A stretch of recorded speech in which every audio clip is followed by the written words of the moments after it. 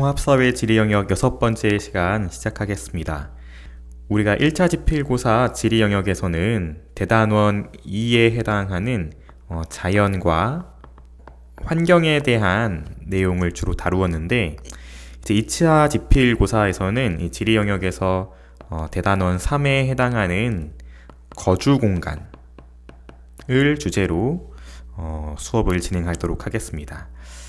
일단 거주 공간이라고 썼지만 여러분 이제 이해하기 쉬운 단어로 표현을 하면은 주로 도시에 대해서 공부해 본다라고 생각하면 되겠고요. 이 도시라는 주제는 앞으로 여러분들이 한국지리나 세계지리를 선택했을 때 굉장히 주요한 굵직한 주제로서 언급되기 때문에 이번 1학년 통합사회에서 요 대단원 3의 내용을 좀 더 깊게 공부해 보면은 좋을 것 같습니다. 자, 유인물 보면은 교과서에서는 74에서 75페이지에 해당하는 내용이고요. 첫 번째 간단한 개념 설명부터 시작해 보도록 하겠습니다. 산업화와 도시화의 개념에 대해 정리하고 있는데요. 먼저 산업화는 농업 중심의 사회가 이제 공업, 그 다음에 서비스업 중심의 사회로 변해가는 현상이다. 과거에는 이제 1차 산업에 해당하죠. 주로 자연 상태의 것을 그대로 경제 활동에 이용하는 농업 1차 산업이 되는데요. 여기서부터 이제 경제 활동이 보다 고차적으로 진화하는 모습입니다. 2차 산업 혹은 이제 제조업이라고 이야기하는 공업, 그 다음에 3차 산업이라고 이야기되는 서비스업으로 점차 산업이 발전하고 더 경제 활동에 있어서의 산업이 보다 고차원적인 경제 활동으로 진행되는 과정으로 1차 산업에서의 농업에서 2차 산업인 공업, 3차 산업인 서비스업으로 변해가는 현상을 우리는 산업화라고 이야기를 합니다. 자, 두 번째 도시화와 관련해서는 다음과 같이 내용을 정리해 볼 수 있겠는데요. 한 국가 내에서 도시에 거주하는 인구의 비율이 높아지는 현상. 그러니까 과거에는 농촌에 사람들이 많이 살았다면은 오늘날에 이제 도시로 인구가 몰려들면서 그 비율이 점차 높아지는 것을 도시화라고 부르고요. 다른 한편으로는 도시적 삶의 방식이 확대되는 현상도 도시화라고 할 수 있습니다. 그럼 여기서 도시적 생활 방식이 어떤 생활 방식일지는 앞으로 이제 도시성과 관련된 수업에서 다시 한번 생각해 보면 좋을 것 같고요. 여러분도 각자 도시적 생활 방식이 어떤 것인지 그 이미지를 떠올려 보면 좋을 것 같습니다. 자, 그 다음 두 번째, 산업화와 도시화에 따라서 우리가 사는 이 거주 공간이 변화하고 있는데 그 모습을 정리해 보도록 할게요. 첫 번째는 우리가 예측해 볼 수 있듯이 이 제한된 공간에 많은 사람들이, 즉 도시라는 공간에 사람들이 모여 살게 되면서 결국에는 인구 밀도가 증가하게 되겠죠. 그에 따라서 결국에는 제한된 토지를 효율적으로 이용하기 위해서는 고층 건물이 도시에 많이 들어서게 되죠. 그래서 우리 마천루라고 부르는 도시의 스카이라인을 보면은 굉장히 높게 하늘로 솟아있는 건물들을 도시에서 많이 발견할 수가 있습니다. 다음 두 번째, 도시가 그냥 천편일률적으로 그 내부의 모습이 동일하지 않고요. 그 내부의 공간이 자꾸만 분화되는 모습이 나타나는 게 굉장히 도시를 공부하는 측면에서 재미있는 부분인 것 같습니다.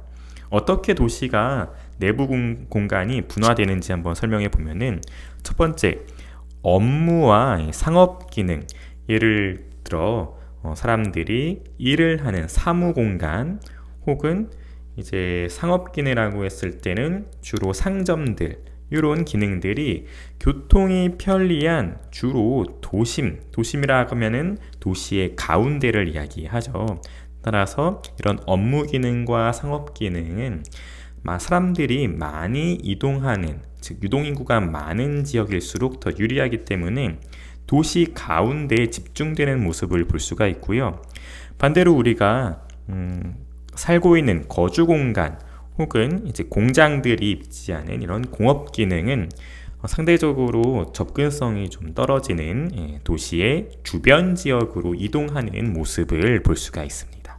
이렇게 업무와 상업 기능이 도심에 집중되는 모습을 집심 현상이라고 부르기도 하고요. 반대로 거주 기능 혹은 공업 기능이 주변 지역으로 빠지는 것을 이심 현상이다 라고 부르기도 하니까요. 용어 또한만 추가해 보도록 하겠습니다.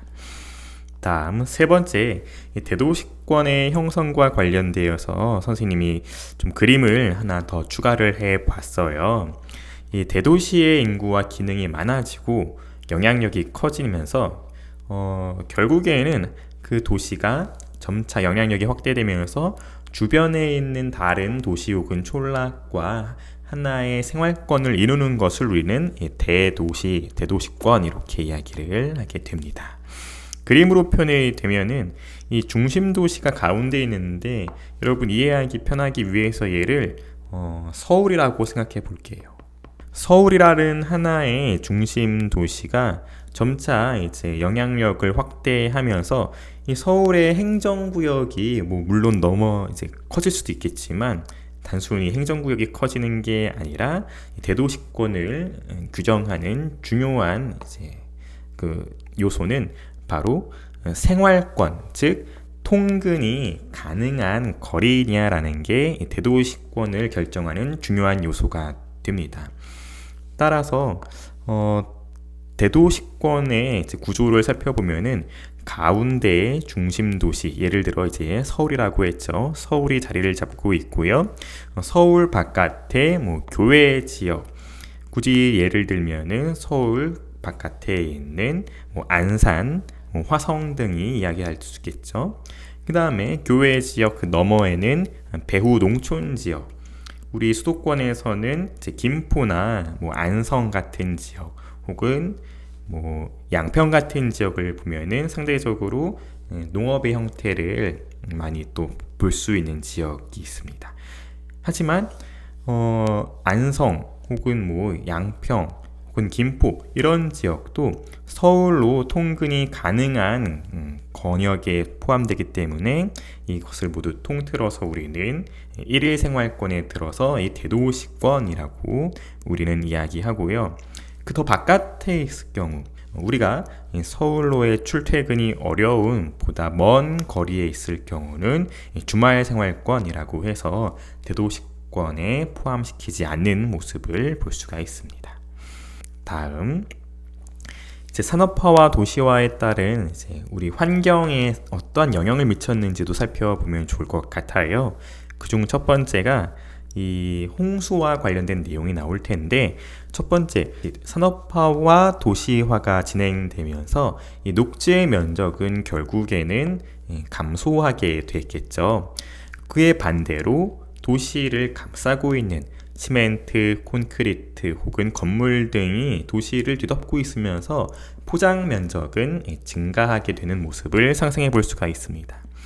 이에 따라서 토양의 빗물에 대한 흡수 능력이 과거에 비해 녹지나 이런 나무가 우거진 지역에 비해서 포장된 지역은 빗물을 머금을 수 있는 능력이 상대적으로 적겠죠. 따라서 빗물을 흡수할 수 있는 능력은 저하되면서 그에 따라서 빠르게 빗물이 불어나서 홍수의 발생이 증가하고 있는 모습을 볼 수가 있습니다. 밑에 있는 그림을 보면 이해가 조금 더 잘 될 것 같은데요. 지금 이 왼쪽에 여기 있는 그림을 보면은 상대적으로 도시의 발달하기 이전의 모습이고요. 오른쪽에 있는 그림은 도시가 발달한 이후의 모습이라고 상상해 보면 좋을 것 같습니다. 과거에는 즉 토양이 산림 혹은 녹지로 덮여 있을 경우에는 비가 막 내렸을 때 해당하는 지역에 빗물이 막 내렸을 때 이 빗물이 지하로 흡수되는 비중이 상대적으로 높아요. 지하 흡수가 약 80에서 90%로 많은 양의 빗물을 토양이 흡수하고 머금는 모습을 볼 수가 있지만, 도시로 개발된 이후에는 지표가 아까 이야기한 것처럼 포장이 되죠. 시멘트, 콘크리트, 아스팔트 혹은 도시에 있는 건물 등으로 포장이 되면서 지하로 흡수되는 그 양이 상대적으로 적어요. 따라서 도시에 비가 내렸을 때는 땅이 이 빗물을 흡수하지 못하고 그대로 빗물이 지표 위를, 표면 위를 흐르면서 바로 이제 하천으로 유입되기 때문에 하천이 빠른 속도로 불어나겠죠. 즉 홍수의 피해가 증가되는 모습을 볼 수가 있습니다. 이것을 그래프로 표현한 것이 왼쪽 자료인데요. 실선으로 표현된 요 지금 선이 도시가 들어서기 이전의 하천 수위 변화이고요. 점선으로 표시된 선이 도시화 이후의 하천 수위 변화인데 X 가로축을 봤을 때 시간입니다. 즉 비가 내리는 시점이 가운데 0점이 되고요. 그 비가 내리는 시점에서부터 시간의 경과를 X축 가로축으로 표현했고 하천의 수위를 세로축으로 표현해 본 건데 이때 강수가 지금 X축의 0점에서부터 발생했을 때 도시화 이전 같은 경우는 상대적으로 최고 수위에 도달하는 시간이 조금 더 오래 걸린 반면에 도시화가 진행된 다음에는 최고 수위까지 도달하는 시간이 굉장히 짧아진 모습을 볼 수 있고요. 더불어서 최고 수위의 하천의 수위 높이도 도시화가 됐더니 더 높아지는 모습을 그래프에서 살펴볼 수가 있죠. 즉 도시화가 됐더니 더 빠른 속도로 하천의 수위에 더 높게 도달하는 모습을 그래프에서 확인할 수가 있는 것입니다. 자, 뒷장으로 넘어가면은 탐구 주제로 교과서에 있는 자료 열섬 현상을 한번 소개해 보도록 할게요. 오른쪽 자료를 보면은 광주 광역시의 여름철 온도를 표현해 본 것인데 여기 이제 상대적으로 기온이 높은 지역이 표현이 되어 있어요. 여기가 왜 그럴까 한번 자료를 통해서 살펴보겠습니다. 광주광역시에 이제 여름이 되는데요.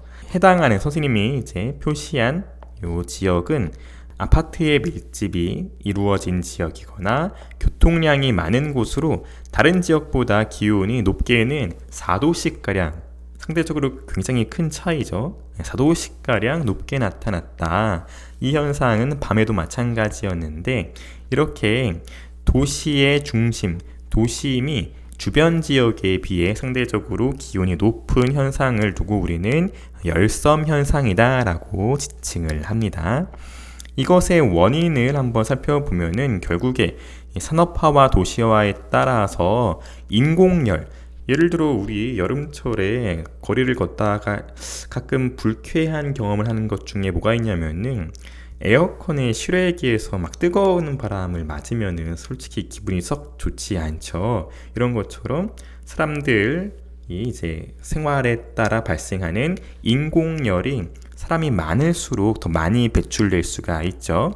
더불어서 콘크리트나 이제 아스팔트의 도로 등은 흙보다 더 많은 태양열을 흡수할 수 있기 때문에 그렇죠.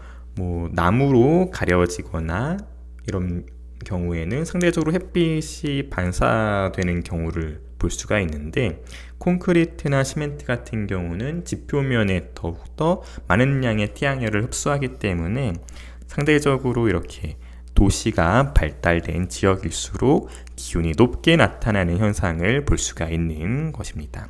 또 더불어서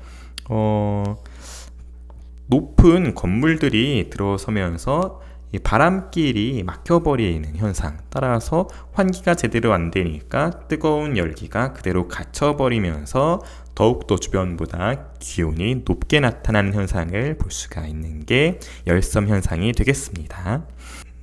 이어서 이제 오늘 할 수업 활동은 우리나라의 주요 도시 위치와 함께 그 인구를 살펴보는 활동을 준비했어요.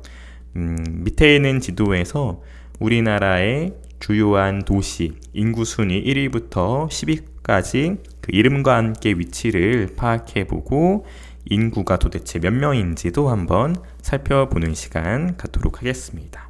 네, 수고했습니다.